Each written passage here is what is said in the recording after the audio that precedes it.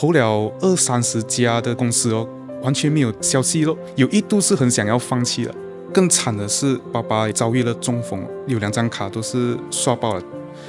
看到我妈每天这样子照顾我爸爸，没有一句的埋怨啊，我的心里其实是很挣扎了。欢迎来到人生反转啦！今天我们请到的来宾是一位做芯片的男人，他也是全球 Top 3最大半导体公司的工程师。我们欢迎俊浩。嗨，我是俊浩。欢迎俊浩。那么 bro， 我问你啊，你做的这个芯片哦，是什么 chips 来的啊？是我们吃的那种 potato chips 吗？bro， 不是我们吃的那个 potato chips 啊，电脑的这个 CPU 咯。我的工作就是要负责把这个大脑画出来咯，让这个 chips 变得更加的聪明啊。哦，你的这个人生不是已经走向人生巅峰了？是不是你的工作都是也是一帆风顺，顺风又顺水哦？前2年算是顺风顺水，然后又有升职加薪哦，还有 bonus 啊。可是来到了第3年，就迎来很大的这一个挑战嘛。当时我的公司就财务出现了这个状况，然后就面对了这个裁员的风险。可是我算是比较幸运的，没有被 lay off， 就留下来。可是因为我们工程师这个团队人手不足嘛，被分配到跟美国的这个同事去跨时区的合作了，就是为了完成这个 project 啊。当时我是很压力的，因为要配合他们的这个时间嘛，所以我平时都是需要加班到很迟的，可以讲说每一天是不足够这个睡眠哦，这样子去面对我的这个工作。哇，听起来真的是压力山大哦。这样当时候你是怎样撑过这段时间的呢？其实还有面对更大的这一个挑战，就是我的爸爸在那一年就遭遇了这个中风了，而且他是开车的时候就是中风了。我妈妈当时就是为了让他能够及时的获得这一个治疗，去到私人医院去急救。可是我爸爸没有这个医药卡，我们必须就是自己拿钱出来，有2张卡都是刷爆了。为了承担爸爸这个医药费哦，我是有想过放弃这一边的工作，到新加坡去赚这个3倍的这个收入。家里只有我妈妈一个人哦，要去照顾我爸爸，我就狠不下那个心了。看到我妈妈每天这样子照顾我爸爸哦，没有一句的埋怨啊。当时我心里就想，我身为家中的这一个长子哦，我也绝对不能够倒下去，也一定要坚持，就是在这边继续工作，也是能够就照顾我的父母啊。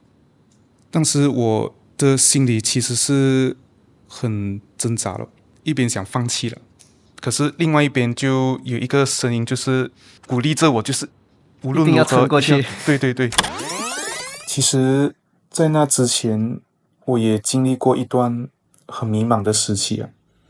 我本身是读这一个电子工程哦，那一开始我的想法就是要到新加坡去打工啊，可是就投了20-30家的这一个公司哦，可是就完全没有这个消息咯。当时就感到非常非常的这个焦虑了，有一度是很想要放弃了。花了这么多年哦，这么辛苦读出来这一个专业了，就找不到这个工作，有点浪费啊。这样我心想，就算了，我就加 grade 就算了咯。当时我妈妈知道我这个想法，她不但没有骂我，就反而就是陪我去思考人生未来的这个方向啊，我要走的这个路是怎样的。哇，这样你妈妈给了你这个很好的这个方向哦。有一次我和我大学senior就是在聊天的时候，我就知道他的这个部门哦，刚好有一个人离开了，我就马上就把这个 resume 交给他，非常非常紧张 ，interview 了被录取进到这一家世界 top 区的这个公司了。哇，好像很爽这样诶。之前唱题是为了找到适合的工作，但这次我更希望自己能变得更坚强。当时我就选择了回到去唱题祈求。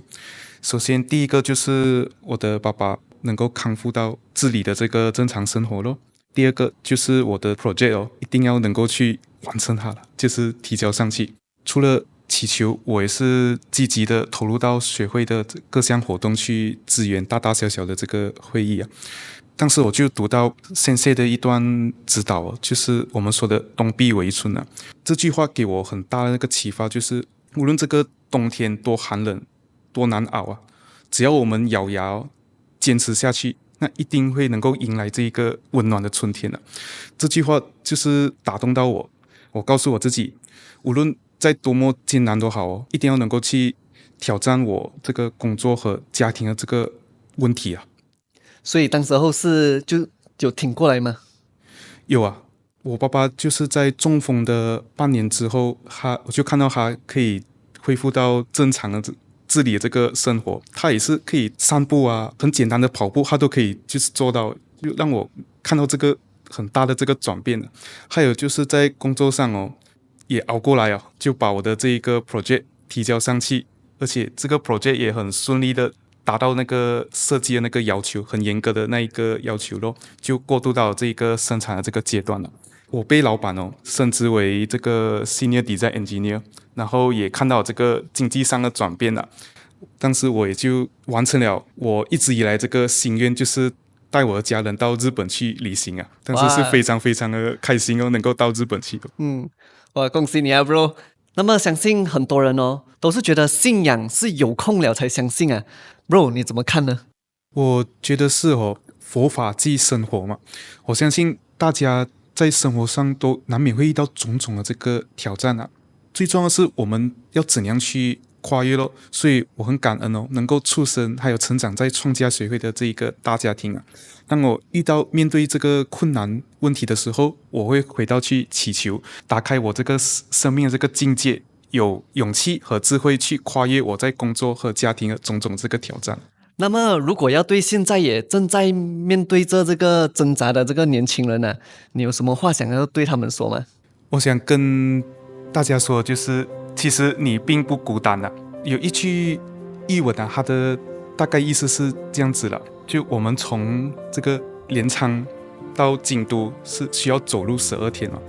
当我们在第11天放弃的时候，这样我们就看不到第12天的这个月亮，是不是就好像我们的生活一样咯？